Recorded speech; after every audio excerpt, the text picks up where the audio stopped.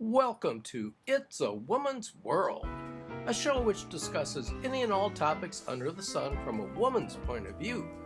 Today's moderator is Dr. Susan Strauss. Hi, welcome to It's a Woman's World. We're glad that you've joined us today. I'm Dr. Susan Strauss, and I am your host for today. And with me, co-hosting, is Nadia Jordana. Hi, Nadia. Hi, happy to be here. Glad that you are, because we've got a really interesting segment today. When we've picked up the newspaper and we've turned on TV, we've been hearing a lot about who can use the bathrooms these days.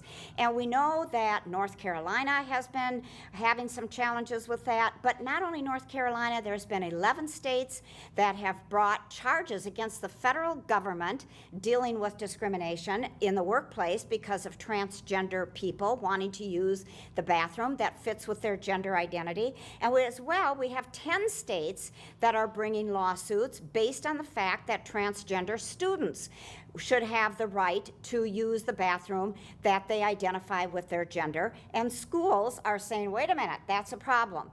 To help us delineate all of these issues and to do some teaching for you all and talk a little bit about the law, we are lucky to have two attorneys with us that are from the organization Gender Justice. We have Christy Hall, who's an attorney with Gender Justice, and Lisa Stratton, who is also an attorney with Gender Justice, and welcome. We're glad that you're here to talk about this whole issue that seems to be confusing at best to so many people. So let's talk first of all about what do we mean when we say transgender, so that our audience is clear as to what we will be talking about. Lisa, do you want to take that one on? Sure. What we understand transgender, the term to mean, is someone who is transgender, is someone who was assigned, like every one of us was, a biological, supposedly, sex at birth. So forever and ever, as hospitals have been and the states have required that at birth a child be designated male or female. As we all know, none of us had any choice in the matter, yes, right? There was sort of a quick external evaluation and an assignment of box checked. And so many of our sort of governmental functions and our state policies and workplaces and bathrooms, as an example, are divided by gender. Yes. When a child who is transgender, who may later identify as transgender, is growing up, they feel that they are not the gender that they were assigned at birth. So in other words, a child may tell their parents very early, I'm not a girl, I'm a boy. How early can that begin? It can be as early as, children are able to express that concept, honestly. Christy, do you have any greater? Yeah, I mean, if you think about, when did you first have a sense of, we're all women here, when did you first have a sense that you were a girl and that meant something? I mean, that's pretty early. And, it's not the same age for everybody, but certainly 5-year-olds and 6-year-olds have a very strong sense of I'm a girl or I'm a boy. From what I've read in the literature, they say that most of us have that sense of gender, if you will, at about the age of 3. And do you think that there are some children then that as the age of 3, they would be able to say, this isn't fitting for me, I don't want to wear little girl clothes, I want to wear little boy clothes? Well, I think there's another question that can be asked before that is, why do we care so much as a society? Why do we assign so much gender specificity to our clothing? It's something that we've at Gender Justice been observing has actually gotten more binary or more divided along gender lines than it was, say, when I was a kid. What have you noticed? That clothing is more and more gendered. You hear sometimes talk about girls' clothing being sexualized at younger and younger ages. But if you walk into any pottery barn and you're even looking for baby things, you're going to see there's the blue side and the pink side. Yes. And the twain do not meet. No. So when you go in there, you've got to make this binary choice as a parent. Yes. It's really hard to find even items for babies or small children that aren't gendered. No, you're right. You're right. People that are more neutral colors, et cetera. Yeah. People get upset if someone, now that we can scientifically find out theoretically at least, from genitalia, the gender of a child in utero, Yes. people get upset for folks who don't want to even know. They don't care, or Yes. they don't want to know. So, we attach an incredible amount of significance to this thing, gender identity, that isn't as sort of easy, clean, and biologically knowable as people assume. Christy, can you tell us a little bit more? We talk about sex and we talk about gender, and what's the difference with those anyway? And to some degree, like Lisa said, does it even matter?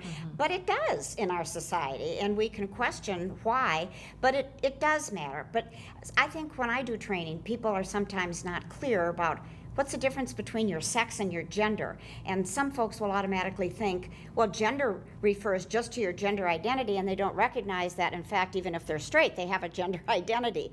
And if they are a match for their genitalia and their gender identity, their sex and their gender, that is still a gender identity. Can you speak to that? Sex versus gender, what's the difference?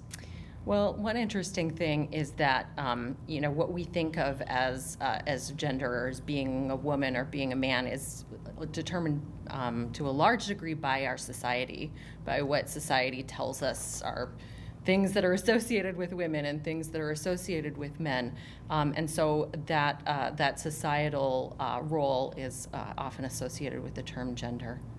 Okay, and I think part of that too, we talk about gender expression, and that people might be non-conforming in their gender. They may identify as, say, a female, and yet they dress their gender expression, even their gender identity might be female, but their gender expression, so how they express themselves, may in fact be on a continuum of being, ruffles and lace, to something that might be more conservative and include wearing a suit coat and a tie, right? Yeah, absolutely, absolutely. And and some people see themselves as gender nonconforming, or see themselves as not binary, and may, at various times prefer different things, and those are all things that people have. So what is gender nonconforming? It basically means that to go to the flip side of it, at gender justice, we refer sometimes to something called gender policing, which is the idea that people get, again, very upset if someone who they assume or believe is, say, a girl, is acting or expressing themselves in a way that is traditionally associated with being male. Okay. So our gender expression, if I'm female gendered, and I express myself in a feminine, stereotypically feminine way, then my gender is conforming. I'm conforming to the expectations of me as a woman. If I'm gender non-conforming, I might I might express myself in ways typically associated, as Christy said, with men. I might wear different style clothing. I might wear colors and styles and carry myself in a way that is traditionally associated with men. But you're, so but you're still the gender that you're assigned. This has nothing to do with the transgender. Well, it could. It does. It can, could, and it but, does. Yeah, okay. Because as someone whose gender identity, say their assigned sex at birth is male, their actual gender identity is female. Okay. At some point in their development and in their life, they might choose to transition and become formally, or consider themselves and want others to consider them as the other gender. But anywhere in there, they might choose to adopt styles, mannerisms, ways of behaving, things that we have socially defined as the gender that they actually matches their identity, and that then we refer to as sort of not conforming to the expected gender norms and standards. So they really all boil down to kind of stereotypes. Yeah. That was one of the things with Prince that he was lauded for, is that he pushed the gender boundaries, and that he would wear ruffles, he would wear lace, he would wear high heels. Of course, he was kind of a short guy, so maybe part of the reason he wore high heels was to give himself a bit of a lift. And so this whole idea about sex and gender is pretty complicated, isn't it? It is. even the notion that there is such a thing as your biological sex is even complicated. And we know that the Olympics, for example, is having to deal with this, that there are men's sports and women's sports, and how do we know who fits in what box? Yes. Because even if you're to go with solely biological factors, there are many of those, and there's a complex interaction among them. They include what is traditionally been used at that birth moment of external genitalia, but there's also chromosomes. We have hormones and hormone levels. So there are all kinds of contributors to even if you accept the idea of there being a pure biological gender, it's not so clear. Yes, So I think we have to start from there. That the whole assumption that there's a very clear binary, that everyone is one or the other, and that it's really easy to figure out which from the moment of birth, and that it stays there forever, that's all just a false assumption. And this is not new. This has been something that's been part of our history for years and years, centuries and centuries. Native Americans talk about two-spirit. Thailand is very clear about having a third gender, and I think there are 3 countries that have legally identified a third gender. One of them is Australia, one of them is India, if I remember correctly, and Nepal. Are you aware of any other countries that have legally identified a third gender? In terms of law, I'm not. I mean, there are cultures, of course, many cultures, This but was I law. am not. I haven't looked at it internationally, and for that particular thing. Okay. I Are don't know you if Christy has? I'm not aware of any other countries that have determined it. Do you know of any other cultures? I just know of the Native American, and I think Samoa. I think they're quite well known for having a third gender within their culture. Thailand, I think Miss Thailand, as a matter of fact, was a transgendered woman.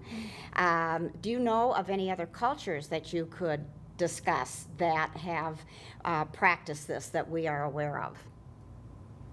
I just think it's interesting that it is in fact so common. I think people don't recognize that. You hear a lot of times people saying, well, everybody knows if they're a boy. You look at their genitalia and you can tell if they're a boy or a girl. And it's just, as you point out throughout history and throughout different cultures, that's not in fact the case. And I think the Olympics is a very interesting history related with that. And what is the history with that, with the Olympics? So, I mean, one of the main things that the Olympics has tried to do over its history is figure out who is in fact a woman, who can compete in the women's events. Sometimes that's characterized as you give people an unfair advantage if you don't really clearly figure out who a woman is. Well, and they've had actually quite a bit of difficulty with this over the years. There have been people who are actually intersex, who have both external genitalia, as well as they, during their history have resorted to chromosomal testing, and people who are completely unaware that they have a Y chromosome, in fact, have a Y chromosome. And there's been actually a very sad history of women being ridiculed and thrown out of the Olympics based on these sort of arbitrary tests of what exactly a woman is. And they haven't examined the same thing with men? I think it's primarily meant to make sure that the women's competition remains only women. Because they feel like it gives an unfair advantage. Because men are just better at every Yes, sport. aren't they, though? It wouldn't be fair. Bigger and stronger. And, in sports we recognize, though, that a lot of athletic ability, athletic ability can come from genetics, or it can come from things like your muscles or something like that. So the idea that it gives somebody an unfair advantage that, somehow they have extra testosterone or something is interesting. I think, and I've not read a lot about that, but what I did read is that they've actually found that it hasn't made that much difference if they ended up if they didn't catch that somebody had been I've got to think here. If that individual woman was a trans woman and had been born with male genitalia, that going through the transition with hormones, etc., that it had made a difference, and that she did not have an advantage, even though at birth she was assigned male. Have you read any of that by chance? I just question the entire notion that we can say every man at a sport, even at the elite level, is better per se than any woman. Yes. That just isn't true. So to me, it's just sort of a question I don't care that much about, honestly. I know it's important. I know that we have this binary in our Olympics, but I think that a lot of the fear and the horror around the notion that someone could compete who wasn't 100% on every biological indicator female, Yes. that does give an unfair advantage is itself a biased way of Yes. thinking about it. Well, let's transfer just a little bit and talk about bathrooms. What is all of this hullabaloo about bathrooms, and how can there be a state that can sue the federal government when the federal government is basically implementing a law that protects transgender people from discrimination in using the bathroom assigned to their gender? So how can a state actually take on the federal government and challenge them on that? I know this gets into some of the legal parameters, but talk to us about that. What is that? And maybe you could address, in this case, the Minnesota Human Rights Act, and then Title VII, which of course deals with sex discrimination, and then we've got Title IX that deals with it in the schools. So is this accurate? I mean, can the states say, well, we just don't want to do this, and we're going to challenge the federal law that gives transgender people equal rights? I mean, talk to us about that. You want to take that, Christy? Sure. So, I think there's been an idea out there that there are no protections for transgender people in federal law, or there's no protection for people based on their sexual orientation, which is a totally separate thing. Yeah. But in fact, over the past 10 or 15 years, the law has related to Title VII, which you mentioned, Yep. which deals with employment discrimination, and Title IX, which deals with discrimination in the schools. There have been, these statutes prohibit discrimination because of sex. And so courts have taken a look at what exactly does that mean? Over the years, I mean, going back all the way to a famous Supreme Court case called Price Waterhouse, people have talked about, well, what does it mean to discriminate because of sex?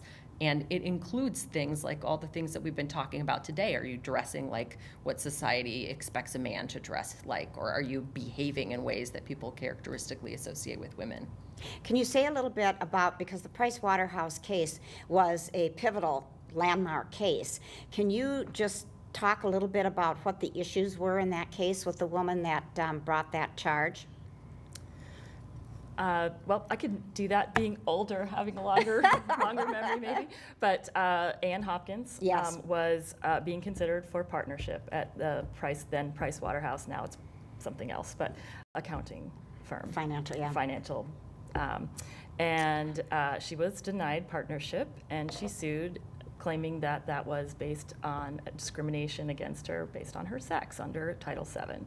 And the Supreme Court case, of course, it's all got a convoluted and complex history, but the bottom line was the Supreme Court recognized in that case that saying someone isn't meeting the expectations you have of them based on their gender is not a valid reason And to what- deny them partnership. And I'll tell you what Okay, some of the good. things were. She should have worn lipstick. She should have dressed more femininely. She shouldn't have been as aggressive. So this is a case that, in the language we've been using at Gender Justice Today, it was very much a sort of gender policing case. Yes. Eyebrow raisers. Yeah, big time. Right. We can't accept your competence, your established objective competence, if you're not also displaying the stereotypical traits we associate with a woman. And we've also come a long way since then in recognizing something called implicit bias, and the fact that we are all doing that often without full awareness of the fact that we're doing that. And tell them what implicit bias means. Yeah, well, implicit bias is, there are many terms sort of thrown around. That's the most common one for a kind of cognitive, in other words, brain level science or thing your brain does, basically. You know, we sort by patterns, we recognize and enforce patterns that helps keep us safe. We know when the lion's coming at us, right? And our body has evolved to do that in our brains instantaneously. And unconsciously. And it's, you know, I always sometimes take objection to being unconscious, because it is, again, like these things, it's a scale of levels of consciousness. Yeah. And that's why I always want to say that right away, that even if it is in some sense unconscious or less than 100% aware, or less than 100% aware that we do that, we can become more aware. Yes. That's what I think is the key takeaway. I heard on NPR last week, someone called in and said, on the racial discrimination issues that are happening right now, like, well, it's all implicit bias, so there's nothing we can do about it. You know, training doesn't matter, it doesn't help. Well, that's not the case. There is a lot of developing science on the kinds of training, the way that we can train ourselves to interrupt, to Yes. recognize that we're being affected, just knowing that you are being affected by these implicit associations of one thing with another, i.e. stereotypes. Yes. Woman, friendly. Woman, great collaborator, not aggressive. And that when someone transgresses those expectations, we register that in our brains in a less than fully conscious level. And talking about the implicit bias, I think we've mentioned it here on a case that there is the Harvard implicit bias Yes. test you can Yes. take online. The AAUW also has one looking specifically at women in leadership that they've come up with. That is available online as well. One of the things that I would like to just read to you and get your input on is this lawsuit that's coming forth, particularly from North Carolina, says that the new lawsuit hinges, and this is dealing with the bathroom issue in North Carolina. The new lawsuit hinges on the terms sex and gender identity, saying federal law uses only the term sex.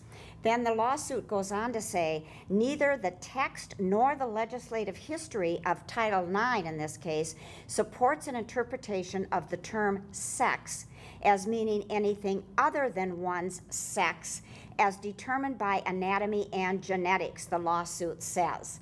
So what's wrong with that? What is wrong with what they're saying? They're ignoring what Christy discussed, the fact that case law, you know, that's what Title VII says. The word sex is what is the basis under federal law in employment, and sex in Title IX in schools is the general terminology that's used in the statute. And we have been, over the years, as science, like implicit bias, as greater understandings of what this notion of biological sex, what it means and what it doesn't, that over the years the courts have been recognizing that that term sex, you know, the Supreme Court gets to say what that means, not, you know, whoever the plaintiff, you know, the state Yes. of the government of North Carolina. The Supreme Right. Court says, way back in Price Waterhouse, as we talked about, Right.